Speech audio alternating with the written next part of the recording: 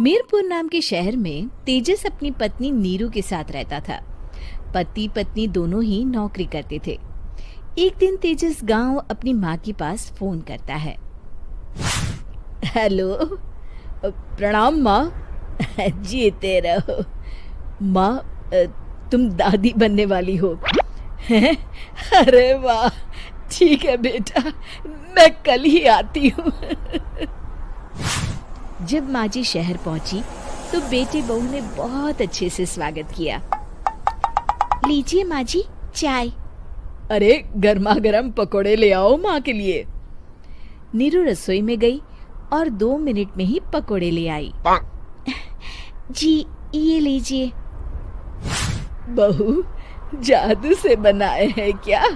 अभी तो रसोई में गई थी। यम्मी।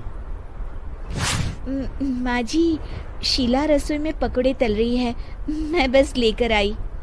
हे भगवान, मेरा धर्म भ्रष्ट कर दिया तूने। अब तो गंगा जल से शुद्धिकरण करना होगा। दूसरे दिन, माँ जी मैंने नाश्ता बना दिया है, ऑफिस जा रही हूँ। पर अभी तो घर का सारा काम पड़ा है। शीला आती ही होगी, झाड़ू पोछा बर्तन कपड़े वो सब कर लेगी। हमारे जमाने में घर का सारा काम हम ही करते थे। जी माँ जी, आप बहुत होशियार हैं, मैं घर ऑफिस दोनों नहीं संभाल पाती। तो जरूरत क्या है घर से बाहर जाकर चाकरी करने की? वैसे भी घर का काम खुद करने से घर में बरकत आती है, समझी? पर माँ जी। पर वर कुछ नहीं, इस महीने की पगार मिले फिर ऑफिस बंद। हाँ। रात को नीरू तेजस से कहती है, सुनिए जी, माँ जी बोल रही थी कि मैं नौकरी छोड़ दूं। वैसे ठीक ही तो है, अभी तुम्हें आराम की जरूरत है। फिर भी आराम कहाँ, शीला को छुड़ाने के लिए बोल रही थी। तो अब 24 घंटे में इतना काम तो कर ही सकती हो। पर जॉब पसंद है मुझे, घर पर मन नहीं लगेगा। अगले दिन जब दोनों ऑफिस के लिए निकल रहे थे, मेरी तो कोई कीमत ही नहीं है इस घर में। माँ जी, आजकल महंगाई बहुत है, रहन सहन भी बदल गया है, दोनों नौकरी करते हैं तभी ठीक रहता है।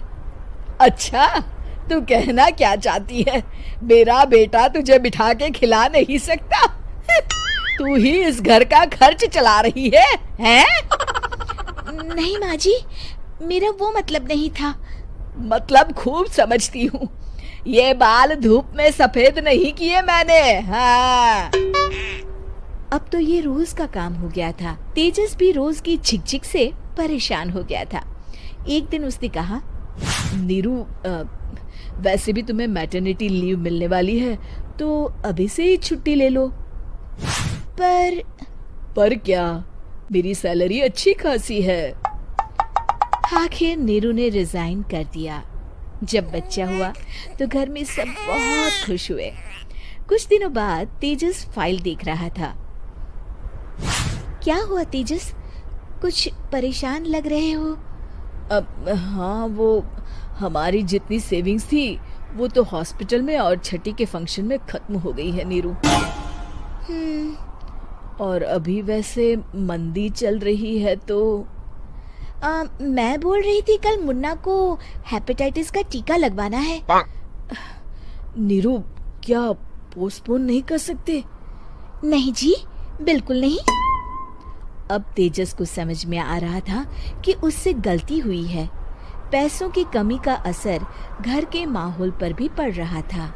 अगले दिन, बेटा मेरा चश्मा और ये दवाइयाँ ले आना, पर्चा देते हुए माँ जी ने कहा।